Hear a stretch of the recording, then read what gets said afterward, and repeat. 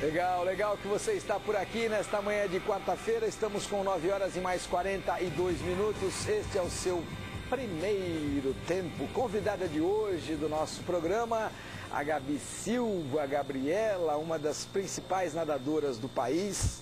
Esta alegria simpática do Esporte Clube Pinheiros aqui de São Paulo. Bom dia, Gabi. Bom dia. Você nasceu aonde, Gabi? Nasci no Rio. Nasceu no... Não, eu nasci na Bahia, eu nasci no Rio. Não precisava nem falar, né, Gabi? Esse sotaque você continua com ele ou você força para não esquecê-lo? Não, continua, porque eu vou sempre pro Rio, tô sempre falando com a minha família, tenho amigos cariocas aqui em São Paulo, então... Você tem namorado paulista ou carioca? Nenhum dos dois. Mas os caras são fracos mesmo, hein, Gabi? Aqui na redação, os nossos estagiários estão em polvorosa. Eles dizem que daqui você não escapa sem namorar um paulista. Ô Gabi, o que é mais importante para você poder nadar de forma competitiva? Você ter talento ou determinação? Eu acho que determinação, porque a natação, se você tiver só talento, você não consegue sem determinação. E você sem talento e com determinação, às vezes você consegue. Óbvio que se você puder combinar as duas coisas, o talento com a dedicação, ia ser perfeito, mas é um esporte que realmente exige muito. Então você tem que ser bem disciplinado, tem que treinar muito. Então eu acho que você tem que ser bem determinado. O que faz uma menina de 23 anos, bonita como você, com jeito de baladeira, não ir pra balada, treinar 4, 5 horas por dia, manter a alimentação regrada? O que te move? Eu acho que é a vontade de conseguir atingir meus objetivos, de realizar meus sonhos. E também eu nado desde sempre, né? Comecei a nadar com 3 anos, comecei a competir com 6. Então, assim, desde muito nova, você já abre mão de tudo. Você não pode ir no shopping à tarde com as suas amigas, você não pode ir na festinha na sexta-feira à noite, porque sábado de manhã tem treino. Eu acho que já virou uma coisa muito normal. Eu não tenho feriado desde que eu tenho 12 anos, 10 anos. Então, acho que além disso já ser uma normalidade pra mim, eu fico muito cansada se eu for pra balada, então eu prefiro pegar meu sábado à noite pra descansar, porque eu sei que a semana seguinte vai ser bem pesada. Porque vai chegar na segunda-feira, o técnico já fala assim, 2.000 pra começar, aí você fala, ai meu Deus do céu. E pra namorar, tem que namorar com um nadador, senão o outro tipo de namorado não vai entender, não vai conseguir acompanhar? Eu acho que assim, eu sou uma pessoa que eu sou muito sincera e eu acho que a partir do momento que eu conheço alguém e começa a ter alguma coisa um pouco mais séria, eu já falo pra pessoa como é que é a minha rotina e acho que ou a pessoa resolve entender ou não, né? Você faz o pacote completo já. Eu já sou fiz, casado, né? tenho 4 filhos, não sei o que, quer pegar ou largar? Não, tem que falar, olha, eu não bebo, eu não fico saindo, sexta-feira à noite pra mim não dá. Você tem que avisar a pessoa, dia de semana também não, então o namoro tem que ser de final de semana. Meu último namorado não era atleta, antes disso eu só tinha namorado atleta, talvez seja mais fácil, mas eu acho que se o cara gostar de você, ele vai entender a vida que você leva. Eu acho até melhor do que uma garota que fica saindo toda hora, bebendo. Melhor você ter uma namorada mais calminha. Mais calminha. Agitada só na piscina, né? Deixa eu mostrar um pouquinho do tênis. Já vamos mostrar a Gabi nadando. Mas antes vamos com o Brasil Open. Ontem o Brasil teve partidas importantes ontem no ginásio de Ibirapuera. Tivemos vitória do Belucci na dupla e derrota, infelizmente, do João Souza, o Feijão, que não passou. Eu acompanhei a partida. O Vitor Ranesco jogou muito esse romeno e acabou eliminando o nosso João Souza, o Feijão. Vamos dar uma olhada como é que foi a rodada de ontem. O dia começou com um duelo da Península Ibérica. O espanhol Rubem Ramírez Hidalgo mediu forças contra o português Rui Machado. Um duelo equilibrado, disputado ponto a ponto, 7-7. Na primeira parcial, o espanhol venceu por 6-3. Mas no segundo não conseguiu reeditar o ritmo. Foi presa fácil para Rui Machado, que fechou em 6-1 sem grandes dificuldades.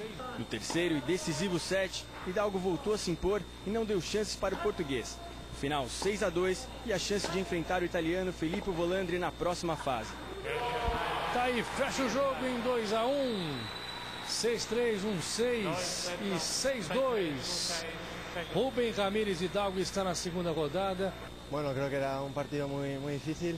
y bueno, ya hemos jugado varias veces y bueno, sé que es un jugador muy duro y creo que lo dejamos todo en la pista y al final tuve un poquito más de suerte y bueno, me hice con la victoria. O segundo jogo do dia é um duelo entre tenistas que estão muito acostumados a atuar no Brasil. O francês Eric Prodon e o argentino Carlos Belloc proporcionaram uma disputa de muita técnica e equilíbrio no primeiro set. Mas no final o argentino prevaleceu, fechando a primeira parcial em 6-4. Ficou no ar a sensação de que teríamos um segundo set tão eletrizante quanto o inicial. Mas Belloc não deixou dúvidas sobre quem era o melhor. Com autoridade, fechou o set em 6-0 e o jogo em 2-0. E se surpreendeu. Sinceramente pensaba que iba a seguir siendo difícil el partido. En el primer set jugué un poco, si se puede decir, nervioso. Y en el segundo set empecé a jugar un poco más suelto y creo que esa fue la clave para que el segundo set sea 6-0. No duelo seguinte, um encontro entre dois tenistas com muita história dentro do esporte. O chileno Fernando González contra o russo Igor Andreev. Em fim de carreira, o chileno recebeu um grande apoio do torcedor brasileiro, mas foi insuficiente para evitar a vitória fácil de Andreev por 2-0, 6-2 e 6-3. E ele fecha o jogo 6-2, 6-3. Pasa a próxima fase, Igor Andreev. De verdad, hace tiempo que no jugaba acá en Brasil, pero cada vez que jugué me llevaba un gran recuerdo. Y así como me voy a retirar del tenis próximamente, quería estar presente acá. Andreev elogiou o adversário e disse que é sempre uma pena ver um grande tenista parar de jogar. No jogo de fundo, João Souza enfrentou o romeno Vitor Ranesco e mesmo com a força da torcida, foi presa fácil nas mãos do rival. Foi eliminado por 2-0. Toca na fita, vai pra fora, fecha o jogo 6-3. 6-3. É difícil. Eu fiz o máximo que eu pude, dei até a minha última gota de suor, mas hoje infelizmente não foi possível. Acho que um tinha que sair com a vitória, infelizmente foi ele. Verdade, acompanhei o jogo, o Ranesco está jogando muito tênis, esse romeno, aliás na Romênia está um frio danado, o Ranesco deve estar feliz da vida de estar por aqui. Algumas coisas interessantes para analisar. O González, esse chileno aí, já esteve entre os melhores do mundo e agora está abandonando a carreira, tá? Esse ano é o último dele. É sempre uma coisa que preocupa a ideia de parar, né, Gabi? Assim, eu não consigo me imaginar fazendo outra coisa, né? Tem gente que sonha em ser médico, mas vai poder fazer isso até ficar velhinho, se aposentar. Infelizmente, no esporte, a nossa carreira é bem curta, principalmente na natação. Normalmente o pessoal para até antes dos 30. Eu acho que assim, eu não consigo nem imaginar ainda estou um pouquinho longe de parar, mas nossa, acho que vai ser difícil. Você sabe que a gente estava num momento, eu gravei um Vila com você, acho que o ano passado, e nós estávamos num momento muito bom da natação feminina do Brasil. De repente deu um gap de caída a natação feminina, tivemos um problema de doping, as mais experientes já começaram a não render tanto quanto poderiam render, e você acabou sendo a única finalista brasileira em competição importante. O que aconteceu com as mulheres na natação? Eu acho que, diferente do masculino, não existiu uma renovação. As nossas melhores atletas ainda são as atletas mais velhas da seleção.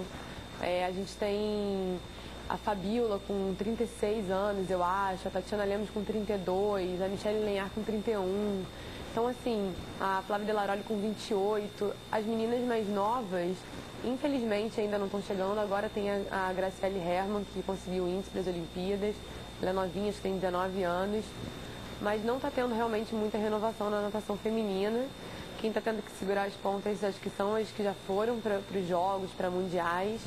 Mas eu acho que esse ano vai ser um ano de surpresas, assim, de muita gente aí conseguindo esse índice. Também, você chega aqui no programa e fala que para nadar não dá para arrumar namorado, não dá para sair de sexta, não dá para sair de sábado, tem que treinar 5, 6 horas por dia. A nutricionista te arrebenta na alimentação, não pode comer. Como é que você quer que as meninas haja renovação? Ninguém. A menina de 4, 5 anos, ela nada, aprende a nadar e fala pra mamãe, quero cair fora da piscina, vou fazer outra coisa. Não, mas é difícil mesmo. Existe um funil na natação. Assim. Quanto mais velha a pessoa vai ficando, muita gente para de nadar. Porque é um esporte muito difícil, é um esporte que acho que é um dos que mais treina, que mais exige. E é individual, né? Se você não tiver mesmo dia, não vai ter ninguém para te substituir, ninguém para te ajudar. Então é complicado, mas acho que você tem que gostar muito. Para você nadar, você tem que amar aquilo ali. E tem que ser sua vida. Quando você está nadando, que o treinador chega e fala, quem é seu treinador hoje com a saída do Albertinho lá do Pinheiros? Quem é o comandante? É o Serjão. Eu não, estou treinando com o Serjão. Você treina com o Serjão? Isso. Sempre foi com o Serjão você, né? Faz bastante tempo que você está com ele, né? Não, comecei esse ano. Ano passado eu treinei com a Ari, depois eu treinei com a Men e agora eu tô com o Serjão. Porque você é volúvel, Gabi? Por isso que você não arruma namorado. Porque você dispensa os homens. Foi difícil, assim, acho que substituir o Albertinho, né? Eu vim para São Paulo por causa dele, então eu acho que eu fiquei tentando me encontrar em algum lugar e agora eu acho que finalmente eu me encontrei. Tô gostando muito dos treinos com o Serjão, uma pessoa que para mim é muito importante ter uma relação não só profissional como pessoal boa com o meu técnico. Eu gosto de poder falar sobre tudo, sobre os meus problemas, de uma pessoa que eu gosto de me abrir. Então tem que ter uma troca muito grande. Porque você fica muito tempo com o cara, né? Muito, são todos. E assim, uma vez eu estava falando até, eu faço trabalho psicológico muito até por causa das dores e tal. E aquela coisa, se você pode virar pro seu técnico e falar, olha, eu tô com muita dor no ombro, hoje eu não vou poder treinar. Agora, se você falar pra ele, tô muito triste, eu não vou poder treinar, ele não tá nem aí, né? Então, eu acho que tem que ser... Às vezes eu falo pra ele, falo, olha, tive um problema, não sei o quê. Então, eu gosto de poder falar sobre tudo. Porque é importante, a gente não é uma coisa só, né? Então, eu acho que todas as partes têm que estar bem firmes e focadas. Então, às vezes você tá muito triste, seu corpo fica mole. Então, eu gosto de poder conversar sobre tudo com o meu técnico. Até para o cara poder entender que, independentemente de você não estar com dor, você não está com condição de treinar aquele treino. De repente, conversa com o cara, passa meia hora conversando, aí dá até uma melhorada, vamos mudar o treino, vamos fazer uma coisa mais leve hoje, né? Precisa ter essa troca, né? Com certeza, precisa ter essa troca, precisa ter. Por falar em troca, vou mostrar para você que a melhor tenista espanhola de todos os tempos, a Arantxa Sánchez, ela lançou nesta terça-feira sua autobiografia. Vamos dar uma olhada nos triunfos da Arantxa Sánchez. Dezenas de jornalistas e fotógrafos marcaram presença no lançamento do livro da tricampeã de Roland Garros. No livro, a ex-número 1 do mundo afirma que a família teria gastado todo o dinheiro conquistado por ela ao longo de 17 anos de carreira, um valor estimado em 45 milhões de euros. Muito emocionada, a espanhola afirmou que não foi fácil contar a sua história, mas ela tinha uma necessidade em dizer às pessoas que não tinham uma boa relação com seus pais. Apesar dos problemas, Arantxa afirmou ser a mesma pessoa de sempre, mas que agora ela decide o que quer dizer. Solo que agora decido lo que quero dizer. A espanhola, que em 1994 conquistou o título do Aberto dos Estados Unidos, deixou as quadras em 2002. Tá aí Arantxa Sánchez Vicari, maior tenista espanhola de todos os tempos. Ela é irmã do Emílio Sanches. O Emílio Sanches também foi um grande tenista. E eu estou impressionado com essa revelação, porque ela foi uma das que mais dinheiro ganhou. Bom, mais de 40 milhões de euros, você imagina. E eu fico abismado com a ideia de que alguém possa ter ganho 40 milhões de euros e esteja sem dinheiro, porque a família gastou tudo. Algo estranho nesse reino, mas a relação, não sei como é na natação, obviamente é muito diferente, mas a relação dos pais no tênis, ela, principalmente com as mulheres, ela é muito próxima. Muitos pais de tenistas são os seus treinadores. Ao contrário do que acontece na natação, talvez na natação o pai coloque a criança na natação porque todo mundo precisa saber nadar. E aí depois algumas ou alguns acabam ficando porque gostam da natação e vão treinar natação competitivamente. No tênis é diferente. O cara põe o filho ou a filha porque ele joga. Então ele, em tese, conhece o suficiente para poder treinar o filho ou a filha. E a relação é muito complicada. Os treinadores sofrem muito com a interferência dos pais e as mulheres sofrem muito mais do que isso. Como é que foi com você? Os meus pais, eles sempre me apoiaram muito. E principalmente meu pai, que gosta muito de esporte. E desde pequenininha eu sempre gostei muito de competir. E eu já ganhava tudo, no borboleta mesmo. Você não sofria, não? Você já não era que nem eu, que na primeira competição ficou em oitavo, só tinha um 8. Não, eu sempre ganhava. Você ganhava. quando eu era novinha já. Que linda essa foto. Quem tirou essa foto? Que lindo. Você tem essas costas todas? Não acredito. Você tirou a foto da Janet Evans e colocou a tua touquinha. Linda aquela foto. As fotos foram uma seletiva para a Olimpíada de 2008, quando a gente conseguiu aí o revezamento índice. E meus pais estavam na arquibancada. Eles desceram correndo até depois que eu fiz o índice, me abraçaram, a gente chorou pra caramba, meus irmãos também. É uma relação, assim, muito boa. Meus pais me incentivam demais, assim, na natação. Mas não se metem, eu não deixo, não. Não, você... Não, quando eles começam a querer dar pitaco, eu já falo, olha, vocês não entendem nada disso. Chega. Deixa comigo que da natação eu entendo. E seus pais moram no Rio? Moram no Rio. Moram onde? Em Laranjeiras. Laranjeiras, lugar legal, gostoso, mais calmo. Fui criada ali no Fluminense, né, em Laranjeiras. Minha vida toda eu morei lá, até sair de casa. Quer dizer que com 7, 8 anos você já ganhava? Já. Não perdia, não? Ganhava até dos homens. Ah, é mesmo? Você era forte? Eu era. É. E aí como é que foi? Você sabe que isso acontece no tênis também, né? Os meninos brasileiros são muito bons, com 14, 15, 16 anos. E aí quando eles vão passar do infanto juvenil para o profissional, com 18, 19, aí eles têm problema. Porque aí encontram a vida de verdade, né? E fica muito mais difícil. Em alguns casos, muitos acabam largando, muitos acabam não conseguindo fazer bem essa transição. Você fez bem ela? Como é que foi? Olha, fiz, porque na verdade, eu não sei, eu tinha uma coisa em mim, assim, desde criança, de que eu ia ser nadadora profissional. Sempre foi minha vontade. Sei. E eu comecei, apesar de sempre ter sido boa desde novinha, lá no Fluminense eles faziam você gostar da natação. Então aquilo ali... Você não sofria? Não. Pra mim era um momento de lazer o treino. Porque tinha muita... A gente fazia força, treinava, mas sempre com muita brincadeira. Aí era revezamento gigante, revezamento trocando camisa, de prancha. Então assim, você treinava, mas você se divertia. Eu fui me apaixonando pelo esporte. E quando eu tinha 8 anos, eu falei pro meu pai que eu queria ir para as Olimpíadas. Então, foi uma coisa que pra mim foi totalmente natural, assim. Por falar em Jogos Olímpicos, olha, afundada na crise que atinge a União Europeia, a Itália, mais precisamente a cidade de Roma, desistiu de se candidatar à sede do evento em 2020. Nesta terça-feira, o primeiro-ministro italiano Mario Monti anunciou a desistência da candidatura da capital italiana para sediar as Olimpíadas de 2020. O motivo, segundo o parlamento, seria evitar uma sobrecarga sobre as finanças do país e anular esforço feito para superar a crise. Além disso, o premier afirmou que o Poder Executivo não se vê em posição de assumir a garantia financeira que o Comitê Olímpico Internacional exige dos governos candidatos.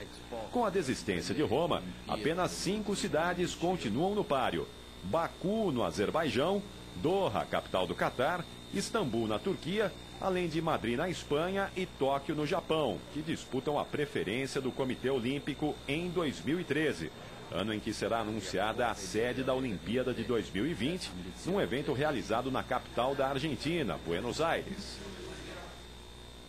Aí, Jogos Olímpicos, não tem nada mais emocionante do que uma Olimpíada, né, Gabi? Nada, né? Você, aliás, foi a única mulher em 2008 na natação que foi uma final, né? As mulheres em Pequim andaram mal na natação, né, Gabi?